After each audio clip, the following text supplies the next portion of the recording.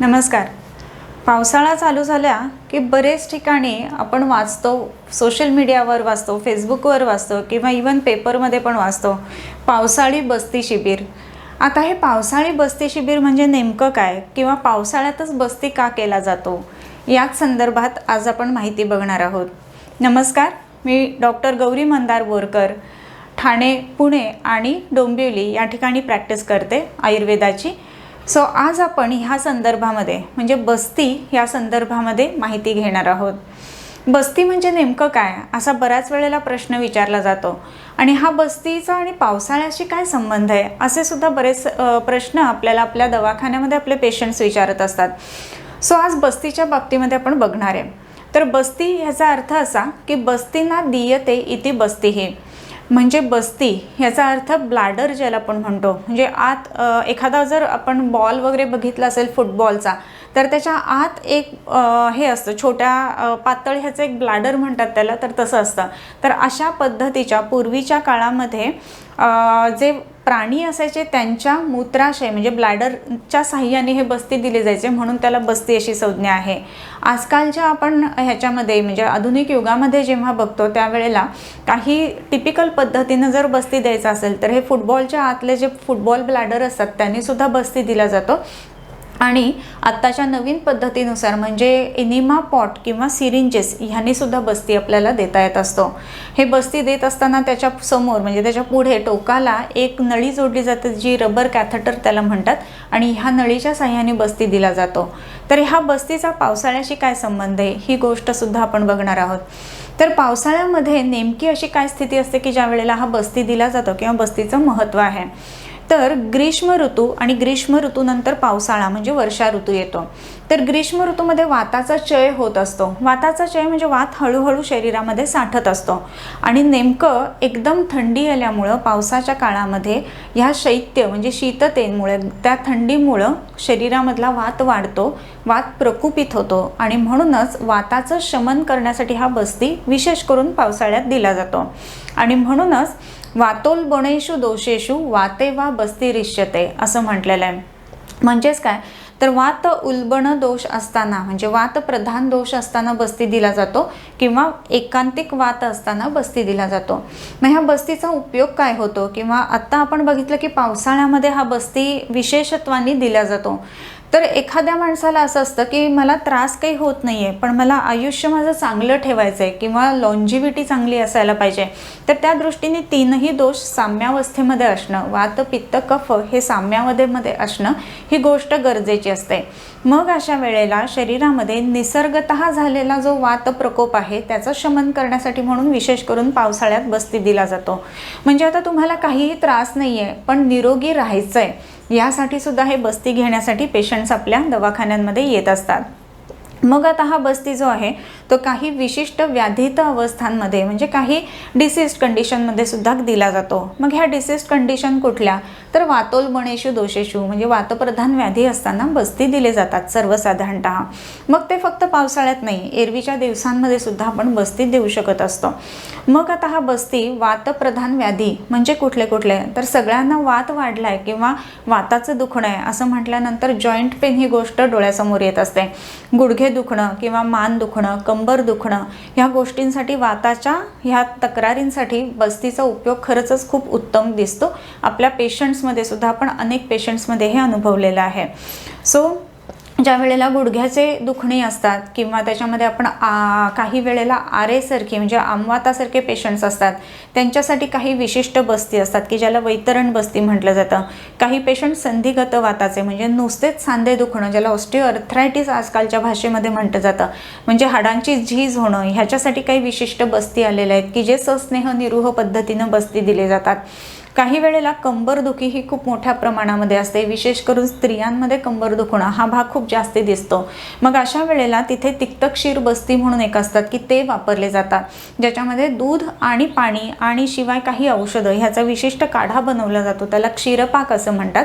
आणि त्याच्यामध्ये काही विशिष्ट सिद्ध घृत घालून, जसं दाणीमादी घृत आहे किंवा पंचतिक्त घृत आहे, ह्या घृतांचे समावेश करून मग बस्ती दिला जातो.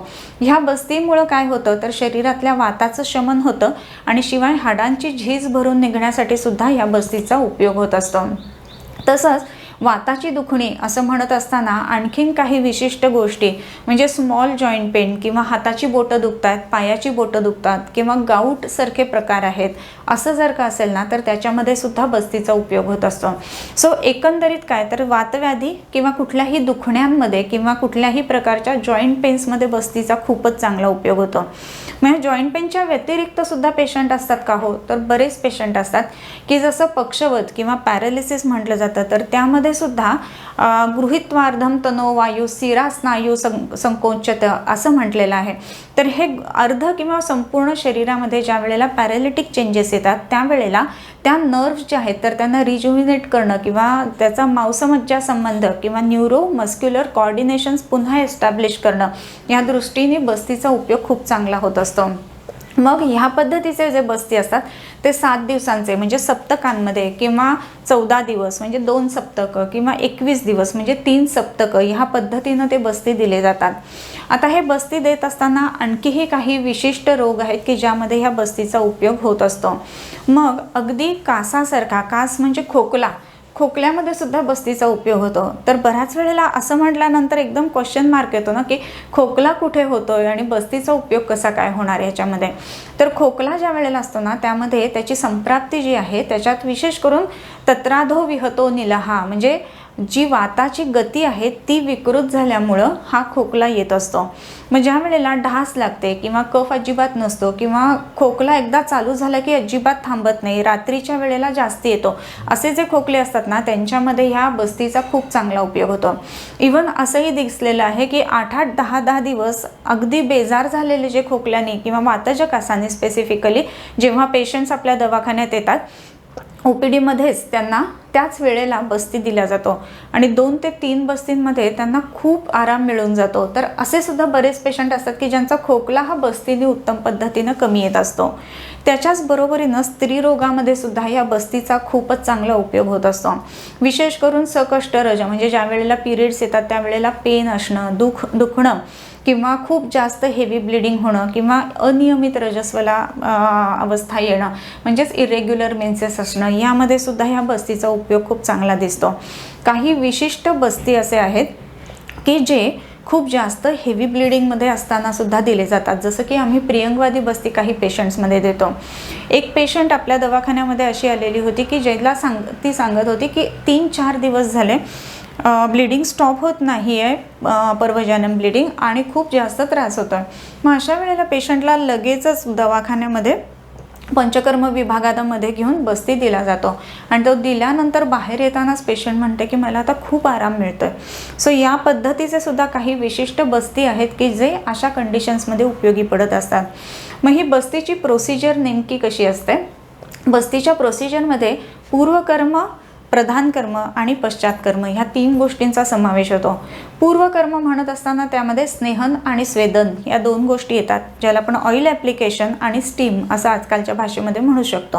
मग त्यामध्ये काही विशिष्ट व्यवच्छेद करून त्या भागांमध्ये काही विशिष्ट औषधांनी सिद्ध अशा तेलांचं स्नेहन केलं जातं. त्याच्यानंतर स्नेहन झाल्यानंतर स्वेदन म्हणजे स्टीम दिली जाते.